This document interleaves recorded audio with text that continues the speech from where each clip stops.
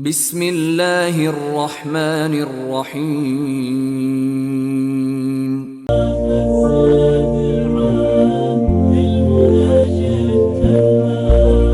حضرت برا رضی اللہ تعالی عنہ بیان کرتے ہیں، رسول اللہ صلی اللہ علیہ وآلہ وسلم درمیانے قد کے تھے۔ آپ صلی اللہ علیہ وآلہ وسلم کی چھاتی مبارک کشادہ تھی۔ آپ صلی اللہ علیہ وآلہ وسلم کے سر کے بال کانوں کی لو تک تھے۔ میں نے آپ صلی اللہ علیہ وآلہ وسلم کو سرخ جوڑے میں دیکھا۔ میں نے آپ صلی اللہ علیہ وآلہ وسلم سے زیادہ حسین کسی کو نہیں دیکھا۔ اور مسلم کی روایت میں ہے، میں نے کانوں کی لو تک بالوں والے اور سرخ جوڑے میں ملبوس کسی شخص کو رسول اللہ صلی اللہ علیہ وآلہ وسلم سے زیادہ حسین نہیں دیکھا۔ آپ صلی اللہ علیہ وآلہ وسلم کے بال آپ صلی اللہ علیہ وآلہ وسلم کے کندھوں پر پڑتے تھے۔ آپ صلی اللہ علیہ وآلہ وسلم کی چھاتی کشادہ تھی، اور آپ صلی اللہ علیہ وآلہ وسلم نہ زیادہ لمبے تھے اور نہ چھوٹے تھے۔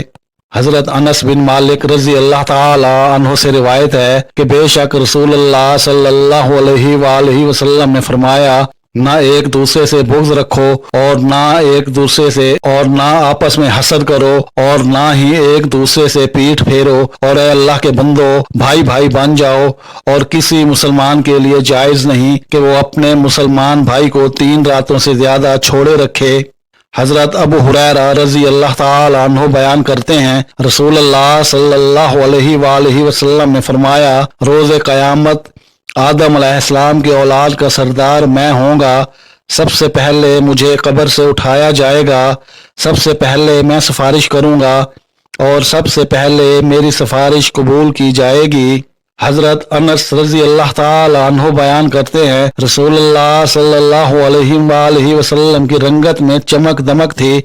آپ صلی اللہ علیہ وآلہ وسلم کے پسینے کے قطرے موتیوں کی طرح تھے۔ جب آپ صلی اللہ علیہ وآلہ وسلم چلتے تو آگے کی طرف جھک کر چلتے تھے۔ میں نے رسول اللہ صلی اللہ علیہ وآلہ وسلم کی ہتھیلی سے زیادہ نرم دباج اور ریشم کو بھی نہیں پایا، اور نبی صلی اللہ علیہ وآلہ وسلم کے بدن اطہر سے زیادہ معطر کستوری یا عنبر کی خوشبو نہیں سونگھی۔ حضرت جبیر بن مطعم رضی اللہ تعالی عنہ بیان کرتے ہیں، میں نے نبی صلی اللہ علیہ وآلہ وسلم کو فرماتے ہوئے سنا، میرے بہت سے نام ہیں، میں محمد ہوں صلی اللہ علیہ وآلہ وسلم، میں احمد ہوں، میں ماہی ہوں، اللہ میرے ذریعے کفر کو مٹا دے گا، میں حاشر ہوں کہ تمام لوگ میرے بعد اٹھائے جائیں گے، اور میں عاقب ہوں، اور عاقب اسے کہتے ہیں جس کے بعد کوئی نبی نہ ہو۔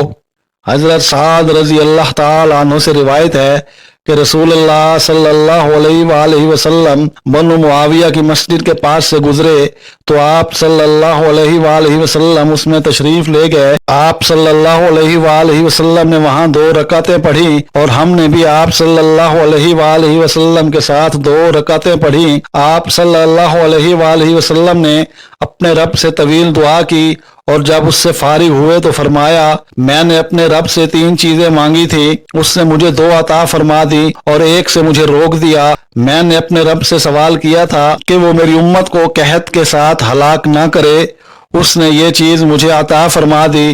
میں نے اس سے یہ سوال کیا کہ وہ میری امت کو غرق کے ذریعے ہلاک نہ کرے، تو اس نے یہ بھی مجھے عطا کر دی۔ اور میں نے اس سے سوال کیا کہ وہ ان میں باہم لڑائی پیدا نہ کرے، تو اللہ تعالی نے مجھے روک دیا۔